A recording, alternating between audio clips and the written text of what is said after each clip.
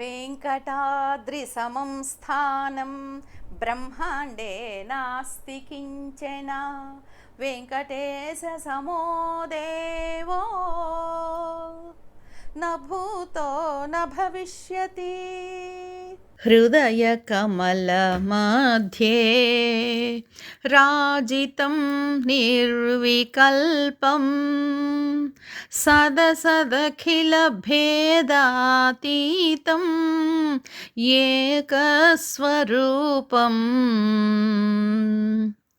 ప్రకృతి వికృతి శూన్యం నిత్యమానందమూర్తిం విమల పరమహంసం రామకృష్ణం భజామః. ఆత్మీయులందరికీ నమస్కారం. పుదిపట్ల శ్రీరామకృష్ణ సేవా సమాజం వారు సమర్పిస్తున్న శ్రీరామకృష్ణ కర్ణామృతం ధారావాహిక కార్యక్రమంలో మనము 16వ ఎపిసోడ్లోకి ప్రవేశిస్తున్నాం. ఇది 10 సర్గలతో కూడుకున్నటువంటి పుస్తకము అని చెప్పుకున్నాం. అన్ని శ్లోకాలు కూడా అపూర్వమైనటువంటి భక్తి, కవిత్వము, ఆకాంక్షలు, శరణాగతిని వేడుకుంటూ చేసేటువంటి ప్రార్థనలు, రామకృష్ణుల వారి యొక్క మహాసాధన వైభవము, సాక్షాత్తు పరబ్రహ్మ స్వరూపమే నిరూపణ చేసేవి, ఆయనని పట్టుకుంటే ఆరాధిస్తే మనకి ఏమొస్తుంది అని చెప్పేవి అపూర్వమైనటువంటి విషయాలన్నీ కూడా ఈ పుస్తకంలో పొందుపరచబడ్డాయి. అంత అద్భుతంగా దీనిని రచించారు ఒట్టూరు బాలభట్ గారు సంస్కృతంలో. దీనిని తపస్యానంద స్వామీజీ ఆంగ్లానువాదం చేశారు. ఖమ్మంకి చెందిన సత్యప్రసాద్ రాయ్ గారు తెలుగులోకి అనువదించారు అని మనం చెప్పుకుంటూ వస్తున్నాం కదా. ఆ విధంగా మనం ఇప్పటికీ 2 సర్గలు పూర్తి చేసుకున్నాము. శ్రీరామకృష్ణుల మహద్వైభవము అన్నటువంటి మొదటి సర్గ, తురీయ పురుషార్థం భక్తి అనేటువంటి సర్గ. ఇప్పుడు మనము తృతీయ సర్గలో 71వ శ్లోకంలోకి వెళుతున్నాం. నిష్కించనైక శరణం పురుషార్థసారం ప్రేమాత్మకం స్వచరణం ప్రతి రామకృష్ణః ఆర్ద్రేణ లోచన సరోజదలాంచలేన దుఃఖార్ణవే పతితమహ్వయతే కదా మాం. దీనికి భావం: దుఃఖ సముద్రంలో పడిపోయిన నన్ను ప్రేమాత్మకుడు, సర్వసంగ పరిత్యాగులందరికీ శరణైనటువంటి వాడు, పురుషార్థముల యొక్క సారమైనటువంటి రామకృష్ణుడు ఆనందాశ్రువుల చేత తడిసిన తామరపూరేకుల వంటి తన కనురెప్పలు కదిలిస్తూ ప్రేమమూర్తి అయిన శ్రీరామకృష్ణులు తన వైపుకు ఎప్పుడు ఆకర్షించుకుంటాడో కదా. ఇదంతా కూడా అండి, ఈ సర్గంతా కూడా ఎలా ఉంటుందంటే చాలా చక్కగా నాకు అది కావాలి, నాకు అది ఎప్పుడు కలుగుతుందో, ఎప్పుడు ఇస్తాడో స్వామి అన్నట్లు భావంతోనే ఉంటాయి ఈ శ్లోకాలన్నీ కూడా. ఇక్కడేం చెప్తున్నారు? రామకృష్ణుల వారు నన్ను తన వైపు ఎప్పుడు ఆకర్షించుకుంటారో కదా. చూడండి, ఆకర్షించుకోకపోతే ఈ మహాత్ముడు ఇన్ని రాయగలిగి ఉండేవాడా? గురువాయూరులో వెలిసినటువంటి బంగారు తండ్రి, జగన్మోహన స్వరూపమైనటువంటి శ్రీకృష్ణ భగవానుడికి, గురువాయూరప్ప, ఆ కృష్ణుడికి మన శ్రీరామకృష్ణులకి ఏమీ భేదం కనపడలేదు ఆయనకి. ఆయనలో ఈయనను, ఈయనలో ఆయనను చూశాడు. అద్వైతమూర్తులుగా భాషిస్తున్నారు ఇద్దరు, తేడా ఏమీ లేకుండా. అంతటి స్థాయిలో ఉండి కూడా అయ్యో నన్ను ఎప్పుడు ఆకర్షించుకుంటాడో కదా, ఆయన ఆకర్షణ వలయంలోకి నేను ఎప్పుడు వెళ్తానో కదా అన్నట్లు ఇంకా ఇంకా ఆ అనుగ్రహాన్ని, ఆ ఆకర్షణ శక్తి యొక్క ప్రగాఢతని ఇంకా కావాలని గొప్ప అనురక్తితో, భక్తితో ప్రార్థిస్తున్నారు. కొద్దో గొప్ప మనము కూడా ఆకర్షింపబడే వచ్చాం. వింటున్న మీరందరూ, చెప్తున్న నేను, ఈ కార్యక్రమాన్ని సమర్పిస్తున్నటువంటి పుదిపట్ల రామకృష్ణ సేవా సమాజం అసలు ఏర్పడడానికి కూడా రామకృష్ణుల వారి ఆకర్షణ శక్తే కదా. మునిరత్నం శెట్టి గారు, సుబ్బరాయలు గారు ఒకానొక కాలంలో 70 సంవత్సరాల క్రితము వారి వ్యాపార నిమిత్తము వెళ్ళారు చెన్నై మహానగరానికి, మద్రాసు మహానగరానికి. అక్కడ ఏదో పనులన్నీ చూసుకున్నారు. ఇదిగో ఇదేదో ఆశ్రమం వంట పోయి చూద్దాము అని వెళ్ళారు. ఇప్పుడు మనము ఓల్డ్ టెంపుల్ అని ఏదైతే చెప్తున్నామో చెన్నై రామకృష్ణ మఠంలో అద్భుతంగా ఉంటుందండి అది కూడా. అక్కడ శారదామాత రథంలో మొత్తం అంతా దేశమంతా పర్యటించి తీసుకొచ్చి పెట్టారు. అమ్మది పెద్ద విగ్రహం అద్భుతంగా ఉంటుంది ఓల్డ్ టెంపుల్ అని. ఇటువైపు అటువైపు మెట్లు ఉంటాయి. ఎక్కి పైకి వెళ్తే అన్ని సంవత్సరాల కాలము రామకృష్ణానంద స్వామి గొప్ప తపశ్శక్తితో అపూర్వమైన ఆరాధనా భావంతో భక్తి ప్రపత్తులతో పూజించినటువంటి మందిరం కనిపిస్తుంది మనకి. ఇప్పుడు అది ఓల్డ్ టెంపుల్గా చెప్తున్నాం. అక్కడ కిందనే మనకి అన్నప్రసాదాలన్నీ కూడా పెడుతూ ఉంటారు. చాలా దివ్యంగా ఉంటుంది. అక్కడ మెట్ల మీద కూర్చున్నారంట ఈ మహానుభావులు ఇద్దరు. ఎవరో మన పుదిపట్ల రామకృష్ణాశ్రమాన్ని స్థాపించినటువంటి ఇద్దరు సుబ్బరాయలు గారు, తర్వాత ఇప్పుడు నిర్వహణ అంతా చూస్తున్నారు చూడండి వాళ్ళ రామకృష్ణుల వారి యొక్క నాన్నగారు అయినటువంటి ఆయన ఇద్దరు. ఏందో అబ్బా ఏదో భలే అనిపిస్తుంది మనకి. చాలా అద్భుతంగా దివ్యంగా ఆకర్షింపజేసుకున్నారండోయ్. రాయలసీమలో అప్పటికి ఎక్కడా లేదు రామకృష్ణ సంప్రదాయం అన్నదే తెలియదు. రామకృష్ణుల వారికి ఒక గుడి కట్టి పూజించడం అన్నది ఏమీ తెలియదు. అటువంటి రోజులలో అటువంటి కాలంలో మలయాళ స్వామి యొక్క ఆధ్యాత్మిక ప్రభావంలో ఉన్నటువంటి వీళ్ళు అప్పటికే ఆ మహానుభావుడు ఎంత గొప్ప ఆధ్యాత్మిక చైతన్యాన్ని జనాల్లో రగిలించాడో మొట్టమొదట మనం ఆయనకి నమస్కారం చేసుకోవాలి. ఎంత మహాత్ముడు అసలు, ఎక్కడికి వెళ్ళినా ఆయన శిష్యులు ఉన్నారు, శిష్య పరంపర ఉన్నారు. ఎంత గొప్ప జాగృతి చేశాడండి మలయాళ స్వాముల వారు. ఎంత మహాత్ముడైనా అబ్బా అబ్బా చాలా దివ్యులు, చాలా మహాత్ములు, మహిమాన్విత మహా తపశ్శక్తి సంపన్నులు మలయాళ స్వామి వారు. అటువంటి ఆయన శిష్యులు వీళ్ళు, ఆయన ప్రభావంలో ఉన్నారు అప్పటికి.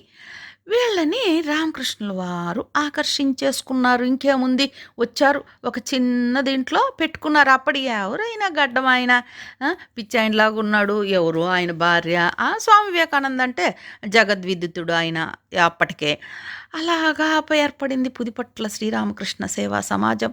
ఆ ఆకర్షణ వలయంలోకి వీళ్ళు వెళ్ళిపోవడం వల్ల చుట్టుపక్కలన్నీ కూడా ఈ పుదిపట్ల రామకృష్ణ సేవా సమాజం యొక్క స్ఫూర్తితో వచ్చాయి. పాకాల, తిరుపతి, చిత్తూరు, ఇంకా ఇంకా ఎన్నెన్నో. అలాంటి ఆ తండ్రి యొక్క ఆకర్షణ ఎలా ఉంటుంది ఆయన మూర్తి. అబ్బా తామర పూలు లాంటి కండ్లు ఆయనవి. నయనాలు ఎలా ఉంటాయి? ఆ నయనాలు నిరంతరము భగవత్ పారవస్యం చేత కలిగినటువంటి అపూర్వమైనటువంటి ఆనందంతో అశ్రువులు స్రవిస్తూ ఉంటాయి, నిండిపోతూ ఉంటాయి, తడిసిపోతూ ఉంటాయంట ఆ కళ్ళు. అటువంటి కనురెప్పలు కదిలిస్తూ, అంటే ఆయనలో ఉన్నటువంటి పొంగి పొరలుతూ ఉన్నటువంటి ఆ దివ్యోన్మత్తత, ఆ భగవదున్మత్తతో కలిగినటువంటి రామకృష్ణుల వారి యొక్క కృపా దృష్టి నాపై ఎప్పుడు పడుతుందో ఇంకా ఇంకా ఎక్కువ ప్రగాఢంగా ఆయన వైపు ఆకర్షింపబడతానో కదా అని ఇక్కడ ఈ శ్లోకంలోని దివ్యమైన భావం చూడండి ఎంత అద్భుతంగా ఉందో. అలాగే 72వ శ్లోకానికి వెళ్తున్నాం. నిశేష దుఃఖ నిలయే ధన మాన పుత్ర కాంతాది భోగ నికరే నితరాం విరక్త సచ్చిత్ సుఖాత్మక మకరంద నికేతయోస్తత్ పాదాబ్జయోరభినివిష్టమతి కదా స్యాం. సచ్చిత్ సుఖాత్మక మకరంద నికేతయో సత్పాదాబ్జయోరభినివిష్టమతి కదా స్యాం. ఇది 72వ శ్లోకం. దుఃఖ నిలయాలైన ధనం, గౌరవం, భార్య, పుత్రులు, భోగ విషయ సమూహాలు, వీటన్నింటి పట్ల విరక్తుడనై సచ్చిత్ సుఖ ఆనంద స్వరూపుడైన శ్రీరామకృష్ణుల పద కమలాల పట్ల నా మనస్సు ఎప్పుడు లగ్నమవుతుందో కదా. అబ్బా ఏమి కోరికండి ఇది, ఎప్పుడు లగ్నమవుతుందో కదా. దేని పట్ల విరక్తుడి అవ్వాలి, విరక్తి రావాలి, వైరాగ్యం రావాలి? దుఃఖ నిలయాలు ఏవి? ఈ ధనము, ఈ గౌరవ ప్రతిష్టలు, ఈ లౌకిక జీవన విధానాలు, ఈ భార్యాపుత్రులు, కుటుంబ సంబంధాలు, భోగ విషయ సమూహాలు, వీటన్నిటి పట్ల విరక్తులై కదా వచ్చేశారు అప్పటి కలకత్తా నవ యువకులు. ఆ విధమైనటువంటి విరక్తి భక్తి ఉన్నా, జ్ఞానమున్నా ఈ విరక్తి వైరాగ్య భావము లేనిదే భక్తి పండదని పెద్దలు చెప్తారు కదా. విరక్తి ఎందుకు కలగాలి? విరక్తి కలిగితే తప్ప అక్కడ భక్తి జ్ఞానము దృఢమవ్వదు. అశాశ్వతమైనవి కాబట్టి శాశ్వతమైనటువంటి వస్తువు పట్ల మాత్రమే ప్రేమ కలిగి ఉండడము, మక్కువ కలిగి ఉండడము, గాఢ అనురక్తి కలిగి ఉండడము అనే విషయాన్ని ఇక్కడ చెప్తున్నారు. అయితే ఎంతో ఆనందాన్ని ఇచ్చేటువంటి కుటుంబ బంధాలు ఎలా దుఃఖ కారణాలు అవుతాయి? అది ఒక విచక్షణ వివేకము ఉన్న వాళ్లకు మాత్రమే అర్థమవుతుంది. అందులో ఉన్నటువంటి లోటుపాట్లు అశాశ్వతమైనటువంటివి ఇవన్నీ కూడా కదండి. అలాగా కోరుకుంటున్నారు ఆయన. అయితే మనకు సంసారము దుఃఖమయము, దుఃఖభూయిష్టమైనది, బాధాకరమైనది అని పెద్దలందరూ చెప్పడం కాదు, మనకు స్వయంగా కూడా ఎన్నోసార్లు అనుభూతిలోకి వచ్చినా మళ్ళీ మళ్ళీ అందులోనే పడిపోతుంటాం కదా. ఆ మహామాయ సృష్టించేటువంటి ఒక వ్యామోహం, మోహం మనల్నందరినీ అందులో పడేస్తూనే ఉంటుంది. ఆ విధమైనటువంటి విరక్తి, ఆ విషయ సమూహాల పట్ల విరక్తి రావాలంటే ఆ మాయాజాలంలో చిక్కుకున్నటువంటి, ఆ వలలో చిక్కుకున్నటువంటి మనకు సాధ్యమా? ఆ వల నుంచి బయట పడాలి అని తపించేటువంటి వాళ్ళు ముముక్షువులుగా చెప్తారు. ఆ వలలో ఇరుక్కొని పోయి అట్టడుగు బురదలో ఇరుక్కుని కూడా బయటికి రావాలన్న స్పృహే లేనటువంటి జీవులు బద్ధజీవులుగా చెప్తారు. అసలు ఈ వలలో పడకుండానే బయటే తిరుగుతున్నటువంటి వాళ్ళు నిత్యముక్తులుగా చెప్తారు. ఎవరు వాళ్ళు? నారద మహర్షి, సుఖ మహర్షి లాంటి మహాత్ములు, బ్రహ్మజ్ఞాన సంపన్నులు. ప్రయత్నము చేసి బయటపడిపోతారు చూడండి జ్ఞానులు.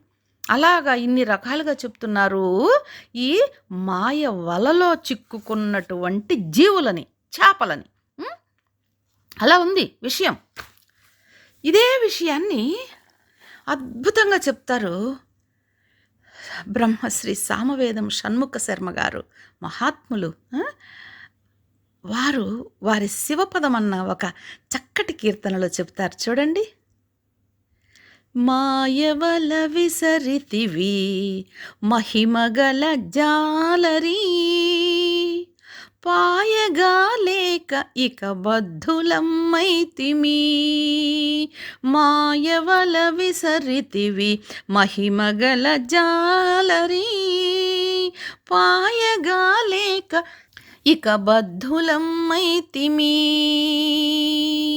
త్రిగుణముల చేర్చి తీర్చి అల్లిన దీవల, తగురీతి పంచభూతముల చేర్చువలా. సొగయ అజ్ఞానమున బిగిసి పట్టెడువలా, సొగయ అజ్ఞానమున బిగిసి పట్టెడువలా. వగచి కుందగా మము బంధించు పెనువలా. చూడండి ఎంత అద్భుతంగా చెప్తున్నాడు. వగచి కుందగా అంటే వగచడం అంటే దుఃఖించడం, కుందడం అంటే కుంగిపోవడం. ఇవన్నీ ఉన్నాయి లేదా మనకి?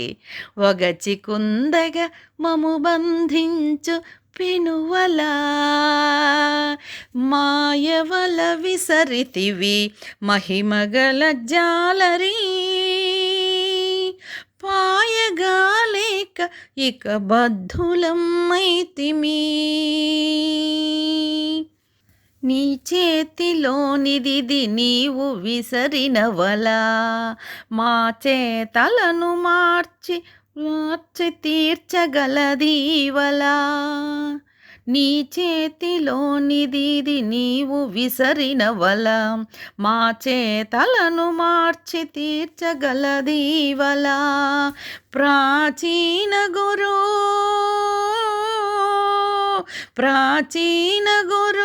నీ పట్టులోని దీవలా. హే చిరంతన దీనిని కమాపు మావలా. ప్రాచీన గురుని పట్టులోని దీవలా.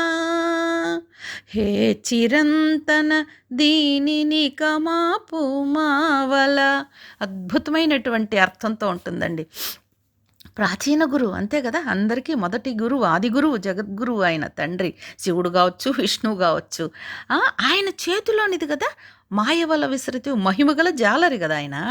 అయితే ఈ ఈ వల నీ చేతిలో ఉంది, నీ చేతిలోనిది ఇది, నీవు విసరిన వల, నీవు ఇలా అందరి మీద ఇలా విసిరేసావు కదా తండ్రి.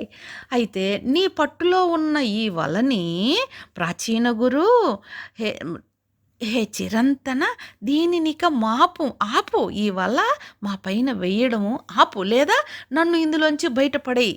ఎంత అద్భుతమైన భావంతో ఉంటుందంటే ఈ గీతం చాలా అద్భుతం అండి. అసలు అటువంటి మాయా జాలంలో మాయ వలలో పడిపోయి ఈ మాయా సౌఖ్య సంసార సుఖాలని అపూర్వంగా అనుభవిస్తూ తనివి తీరకుండా మోహంలో మునిగిపోయిన మనలని ఈ జగద్గురువులు, ఈ మహాత్ములు, సిద్ధపురుషులు వీళ్ళందరూ వాళ్ళ యొక్క సాధనా బలముతో వాళ్ళు కనిపెట్టి పరవశించిపోయినటువంటి శాశ్వత సత్యమైనటువంటి అనుసంధానంతో కలిగినటువంటి మహత్తరమైనటువంటి శక్తితో ఆ అపూర్వమైన ఆనందాన్ని, దివ్యానందాన్ని మనము పొందాలని మన కోసం మన తరఫున కూడా ప్రార్థన చేస్తూ ఉండడము, మనల్ని మేలుకొల్పడము ఇందులో మనకి కనిపిస్తాయి.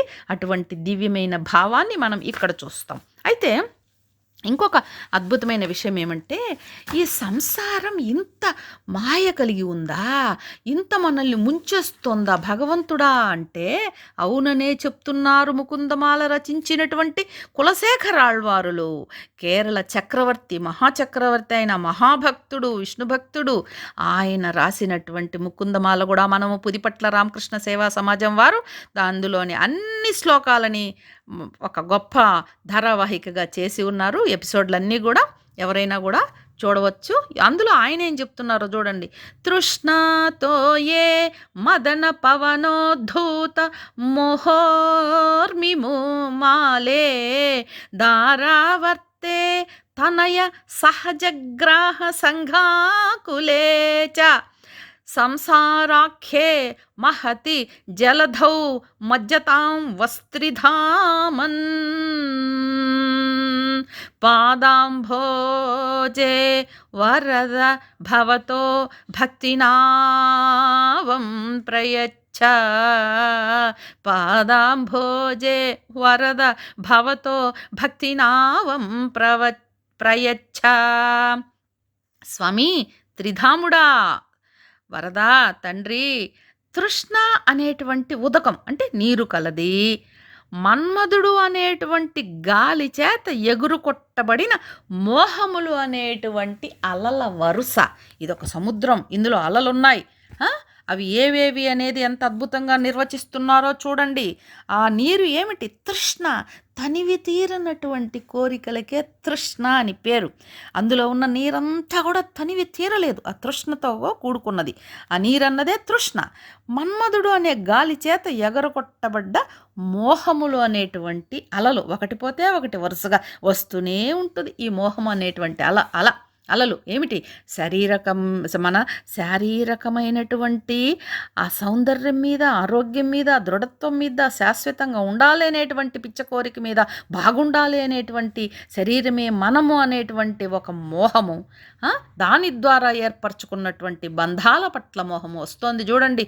భార్య అనేటువంటి సుడిగుండమట, పుత్ర సహోదరులు అనేటువంటి మొసళ్ళ గుంపుచే ఆకులంబగు సంసారం అనేది మహాసముద్రంలో మునిగి ఉండే మాకు ఇవన్నీ మనకు అసలు అంగీకరించలేం కదా. అమ్మో, కొడుకు కూడా పుట్టిన వాళ్ళు వీళ్ళు మొసళ్ళు గుంపులా, ఎంత దారుణంగా చెప్తున్నారండి వీళ్ళు. ఒరే భార్యలు వచ్చి పెద్ద సుడిగుండవంట. ఇవన్నీ నిత్య సత్యాలు, పచ్చి సత్యాలు, అందుకే మనం అంగీకరించలేం. నీ పాద భక్తి అనే ఓడను ప్రసాదించు తండ్రి అని కులశేఖరాళ్వారు ముకుందమాలలో 14వ శ్లోకంలో ఈ అభిప్రాయాన్నే వ్యక్తపరుస్తున్నారు. ఇంకా మనకి లక్ష్మీ నృసింహ కరావలంబ స్తోత్రంలోకి వెళ్ళామంటే ఒళ్ళు జలధరిస్తుంది. సంసారాన్ని ఏ విధమైనటువంటి దారుణమైన విషయాలతో పోల్చారో అది కూడా చెప్పుకుందాం మనం. అంత అద్భుతంగా మనకు సంసారాన్ని ఎంత ఘోరాతి ఘోరంగా మనకి వర్ణిస్తున్నారు మహాత్ములు, పెద్దలు అందరూ కూడా. కాబట్టి ఆ మోహాన్ని తగ్గించుకొని భగవంతుడి పట్ల రతి, అనురక్తి, మన భక్తి ప్రపత్తులు కలిగి ఉండాలంటే కావలసినది విషయవాంఛల పట్ల, లౌకిక బంధాల పట్ల అనురక్తిని తగ్గించుకోవడానికి మార్గము నిత్యానిత్య వస్తు వివేకం అని చెప్తారే పెద్దలు. ఆ యొక్క విచక్షణ జ్ఞానము, వివేకము ఉంటే ఆ విరక్తి వైరాగ్యం అన్నది తప్పనిసరిగా వస్తుంది.